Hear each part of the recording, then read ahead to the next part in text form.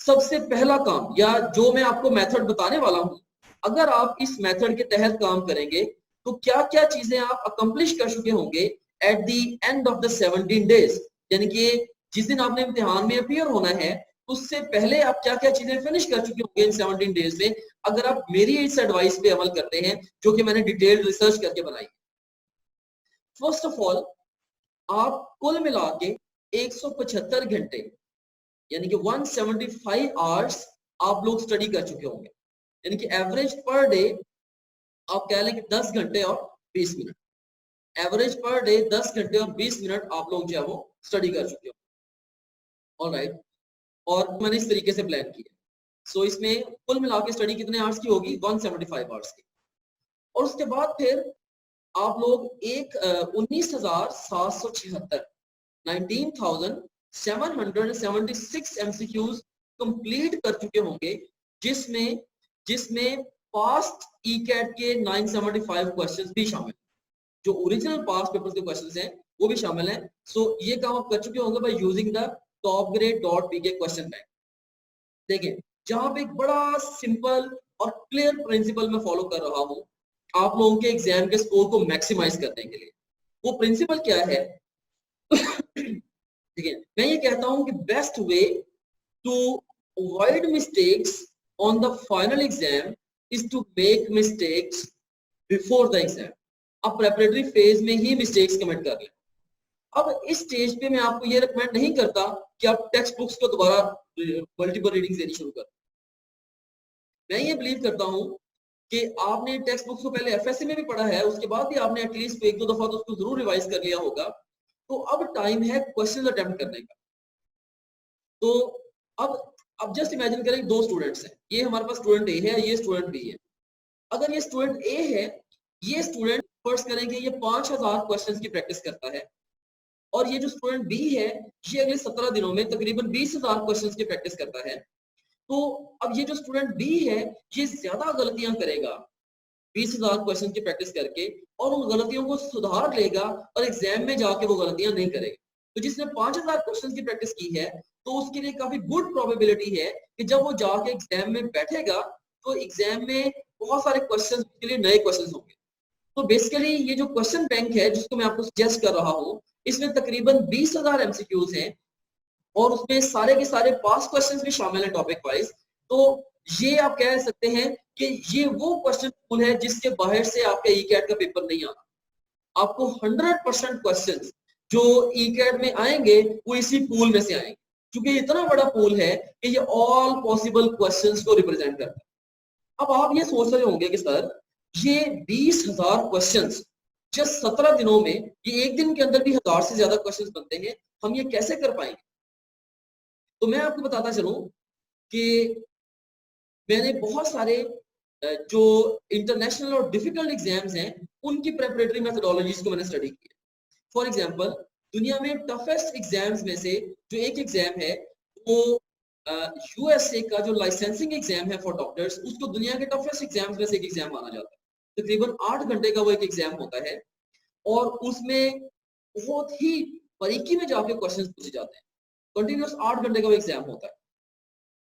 तो इसके अंदर अगर आप देखें तो उन एग्जाम्स के लिए जो स्ट्रेटजीज हम फॉलो करते हैं, राइट, तो उससे कंपेरेबल स्ट्रेटजीज ही मैं रिकमेंड करता हूं for the entry test the last day.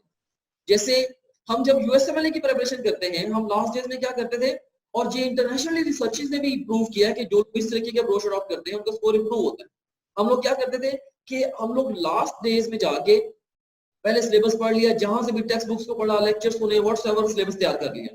Last stage में जाके all time questions questions questions and do more questions. जहां पे सवाल गलत होता था वहां से किताब खोल के देख लेते बस, अच्छा हाँ ये सवाल है, ये गलत हुआ, अच्छा किताब में इसका आंसर ऐसे, ओके, किताब बंद की, दोबारा अगले क्वेश्चन पे चलेंगे, राइट। ये अप्रोच है जो कि हम फॉलो करते हैं for the toughest exams of the world, right. तो ई कैट के लिए ऑफ कोर्स ये जो अप्रोच है ये फॉर श्योर वर्क करने वाली। तो आप लोगों ने topgrade.pk के क्वेश्चन बैंक को यूज करके ये 20,000 एमसीक्यूज को अटेम्प्ट करना है अगले 17 दिनों के अंदर। आप लोगों ने टेक्स्ट बुक रीडिंग की तरफ प्रायोरिटी में नहीं जाना, वो कब करनी है वो भी मैं आपको बताऊंगा, ठीक है। Text book reading, video lectures, revision notes, इस स्टेज पे ये आपकी प्रायोरिटी नहीं है, ये आपकी प्रायोरिटी नहीं है। आपकी प्रायोरिटी क्या है? जितने ज्यादा हो सके क्वेश्चंस अटेम्प्ट करें। ये समझने की जो एक टिप मैं दे रहा हूं ना, कि आज की सारी डिस्कशन की अहम तरीन टिप ये है कि बेटा अगर आपने कामयाबी लेनी है, हेजिटेट नहीं करना आपने, बस क्वेश्चंस की प्रैक्टिस शुरू कर दें। गलत होते हैं होने दें, no problem at all, you are still in the learning phase. जहां से सवाल गलत हो उस सवाल की लर्निंग ले लें और अगले क्वेश्चन पे चले। आप 200 सवालों का टेस्ट देते हैं, 200 सवालों में से आपके 80 क्वेश्चन भी गलत हो जाए तो कोई मसला नहीं है, प्रोवाइडेड आप उन 80 गलतियों से सीख लें। राइट, सो ये यहाँ पे इंपॉर्टेंट है कि आपने एक तो क्वेश्चंस को प्रैक्टिस करते हुए घबराना नहीं है क्या मेरे इतने सारे गलत हो रहे हैं। राइट, क्योंकि आप ये सोच के प्रैक्टिस करें क्वेश्चंस की, यार हम क्वेश्चंस के थ्रू तैयारी कर रहे हैं। जैसे हम किताब को पढ़ के तैयारी करते हैं ना, तो हम क्वेश्चंस के थ्रू तैयारी कर रहे हैं, हम ये सोचें। राइट, अब इस सोच के साथ ये बिल्कुल आपका पैराडाइम शिफ्ट वाली बात है कि अक्सर बच्चे क्या करते हैं, लास्ट डेज में उनके पास टेक्स्ट बुक्स ही पड़ी होती है कि टेक्स्ट बुक्स को रीडिंग्स और दे लें। यकीन माने, मैं अपने पूरे एक्सपीरियंस के साथ और जितने भी मैंने इंटरव्यूज किए हैं स्टूडेंट्स के और जितना भी मेरा एक्सपीरियंस है एंट्री टेस्ट की नीश के अंदर, मैं आपको ये बताना चाहता हूँ कि जितना इस वक्त आपको क्वेश्चंस की प्रैक्टिस ने पे बैक करना है, किसी और चीज ने पे बैक नहीं करना। Right, so questions practice, this is the key here.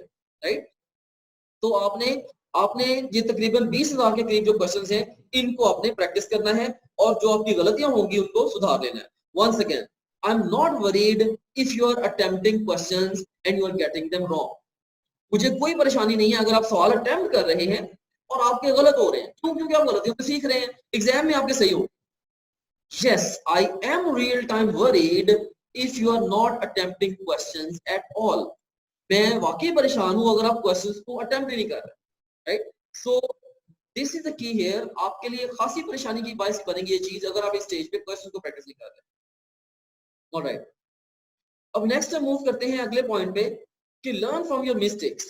अच्छा, इसमें टॉप लेवल के क्वेश्चन बैंक में हमने एक और बड़ा जबरदस्त एक फीचर रखा है। अभी मैं आपको जब इसका डिटेल बताऊंगा ना कि एग्जैक्टली मैं स्केड्यूल आपको एक्सप्लेन करूंगा थोड़ी देर में, भाई ये स्केड्यूल है, इस स्केड्यूल के मुताबिक इस रिसोर्स से इस तरीके से पढ़ना है। मैं आपको एग्जैक्टली पूरा का पूरा खुद करके दिखाऊंगा। अभी आज ये वाला जो सेशन है बड़ा डिफरेंट है, इसमें थ्योरेटिकल नॉलेज की बजाय मैं आपको ज्यादा प्रैक्टिकल वे में काम करके दिखाऊंगा कि भाई ये इस तरीके से आप लोगों ने पढ़ना है।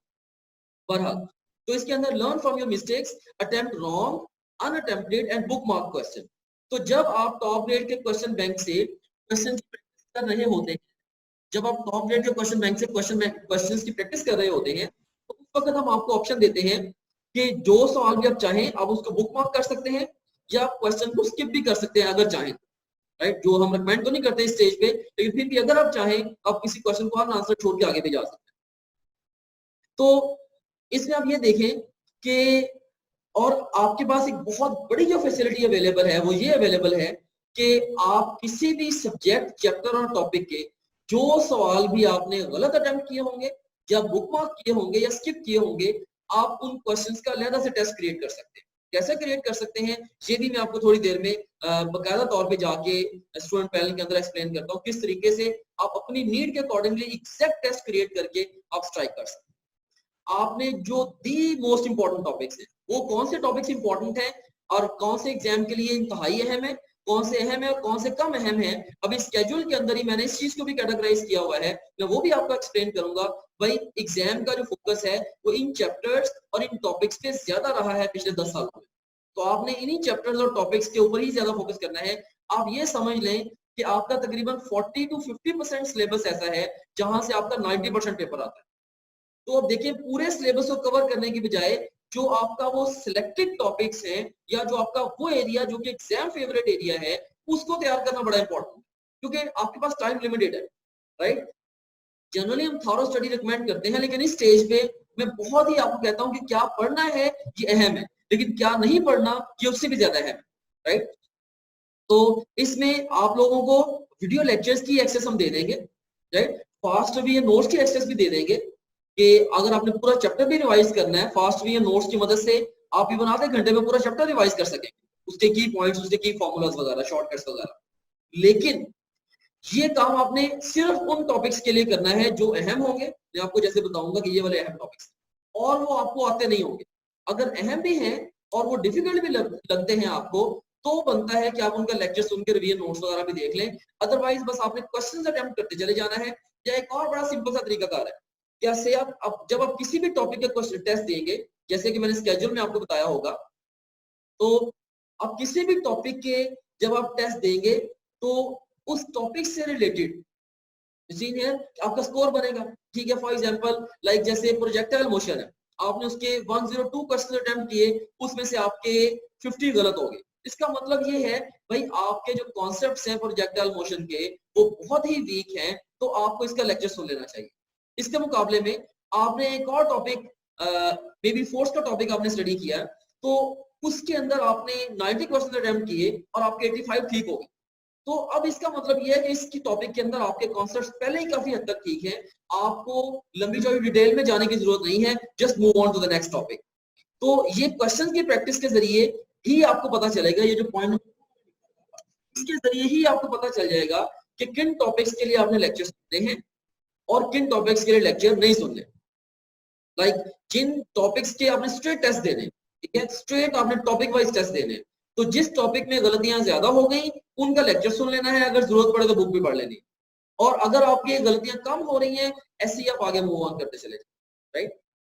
और खास तौर पे अगर इंपॉर्टेंट टॉपिक्स हैं, मे बी अगर आपकी गलतियां हो रही हैं, टॉपिक्स लेस इंपॉर्टेंट हैं, तो भी आप भले लेक्चर्स वगैरह ना सुने, लेकिन अगर इंपॉर्टेंट टॉपिक्स हैं, जैसे कि मैं आपको भी बताऊंगा अभी कि इंपॉर्टेंट टॉपिक्स कौन से होते हैं, अगर टॉपिक्स ट्रूली इंपॉर्टेंट हैं तो उसके लिए आप लाजमी तौर पर लेक्चर सुन लें और भी नोट्स भी देख लें। आप लोग 5 फुल लेंथ पेपर भी देंगे, जिस तरीके से मैं आपको भी बताऊंगा थोड़ी देर में। आप लोग 5 फुल लेंथ पेपर भी देंगे और हर फुल लेंथ पेपर में आपने अपनी टेस्ट टेकिंग स्ट्रेटजीज को अप्लाई करना है और अपनी टेस्ट टेकिंग स्ट्रेटजीज को बेहतर भी बनाना है। अपनी तरफ से आपने टेस्ट देने का अपना जो पूरे का पूरा प्लान है वो रेडी करते चले जाना है। तो जब मैं आपको फाइनल इंस्ट्रक्शंस दूंगा तो यही वाला जो आपने जो प्लान तब तक बना लिया होगा, उसी प्लान को हम इंशाल्लाह फर्दर रिफाइन कर लेंगे। इसके अलावा इसके अंदर लास्ट 1 डे जो है वो मैंने बड़ा स्पेशल रखा हुआ, उसके अंदर you revise most important content for ECAT 1 day before exam, right. So आपने आखिरी दिन की तैयारी बड़ी स्पेशल तैयारी है, राइट। सो आखिरी दिन बेसिकली आप लोगों ने जो भी आपके फॉर्मूलाज हैं, खासतौर पे फिजिक्स के और मैथमेटिक्स के और इवन केमिस्ट्री के भी, या जो क्रैमिंग वाली चीजें हैं जो कि आपके माइंड से स्किप हो जाती हैं, सो उनको भी आपने शॉर्टलिस्ट करके पहले से ही रखना है। लास्ट डे पे आपने उन चीजों को रिवाइज करना है। और इसके अलावा जो ट्रिकी टॉपिक्स हैं, जैसे गिने चुने टॉपिक्स, जब आप लोग पहले क्वेश्चन बैंक अटेम्प्ट कर रहे होंगे, आप साथ साथ खुद ही एक छोटी सी लिस्ट भी जनरेट करेंगे, भाई आखिरी दिन मैंने ये चीजें जरूर रिवाइज करनी। जैसे आप क्वेश्चन बैंक से एक टॉपिक का क्वेश्चन अटेम्प्ट कर रहे हो, बार बार आपके सवाल गलत हो रहे हैं, आप किताब को खोलते हो, आप देखते हो हाँ यार इसमें ये टेबल याद करना था, फिर ये क्वेश्चन ठीक अटेम्प्ट होता है, तो आपको ये भी पता फील हो रहा है कि यार ये टेबल अगर आखिरी दिन मैंने रिवाइज ना किया तो मेरे सवाल फिर भी गलत होने के चांसेस हैं। तो आप उस टेबल की लिस्ट बना लें, अपनी डायरी में लिख लें या अपनी किसी भी पेपर में लिख लें। लास्ट डे अपने पेपर का टाइटल रखना है लास्ट डे प्रेपरेशन। तो लास्ट डे प्रेपरेशन में क्या क्या चीजें आएंगी? Number 1 formulas of all the subjects, ठीक है, एक्सेप्ट इंग्लिश ऑफ कोर्स। और नंबर 2 पे जो शॉर्ट लिस्टेड टॉपिक्स हैं, जो कि आप खुद वहां पे एक एक जो भी जिस भी टॉपिक को आप पढ़ेंगे, आप हर रोज 1-2 टॉपिक्स उसमें ऐड कर देंगे उस फाइनल डे वाली लिस्ट के अंदर। आखिरी दिन की आपकी लिस्ट स्पेशल तैयार हो जाएगी, भाई बस आखिरी दिन हमने ये करना। आखिरी दिन आप लोग कभी भी सारा सिलेबस रिवाइज करने वाली हमाकत नहीं कर सकते, वो उस तरह से प्रैक्टिकली होना भी नहीं। तो आप लोगों ने पहले से ही काम को वाइंड अप करना है और आखिरी दिन बस आपने 8-10 घंटे के अंदर सिर्फ और सिर्फ जो की थिंग्स होंगी, सिर्फ और सिर्फ आपने उन्हीं चीजों को रिवाइज करना। तो यहाँ पे मैं सम अप करना चाहूंगा इस सारे डिस्कशन को। देखिए मैं आपको एक स्केड्यूल देने वाला हूँ और आपको अपने स्टूडेंट पैनल की एक्सेस देने वाला हूँ, और इस सारे काम के इस स्केड्यूल और स्टूडेंट पैनल के जरिए आप लोगों ने क्या करना है, आप लोगों ने 250 घंटे पढ़ना है डेली, आप कह लें तकरीबन 10 घंटे। सो अगर आप स्लो लर्नर हैं, मे बी आपको 1-2 घंटे एक्स्ट्रा भी लगाने पड़े, 10 से 12 घंटे आपको लगाने पड़े, ठीक है। तो लेकिन बहरहाल आपने 250 घंटे तकरीबन आपने पढ़ना है। इसी 17 दिनों में आप तकरीबन 20,000 एमसीक्यूज को सॉल्व करेंगे, उनकी गलतियों से आप सीखेंगे। इसके अलावा अगर आप जो अहम तरीन मुश्किल टॉपिक्स हैं, आप उन अहम तरीन मुश्किल टॉपिक्स के लेक्चर्स भी सुन लेंगे। और इसके अलावा आप एक दिन अपने आप को इजी करने के लिए रखेंगे, और इसके अलावा आप 5 फुल लेंथ पेपर्स भी देंगे डिफरेंट टाइमिंग्स पे, वो भी मैंने स्केड्यूल में सेट की हुई है कि कब कब एफएलपी देना आपके लिए मैक्सिमम बेनिफिट आपके पार्ट पे लेके आएगा। और लास्ट पे आपने किस तरीके से जो मोस्ट इंपॉर्टेंट कंटेंट है for ECAT just 1 day before exam, आपने उसको किस तरह से रिवाइज करना।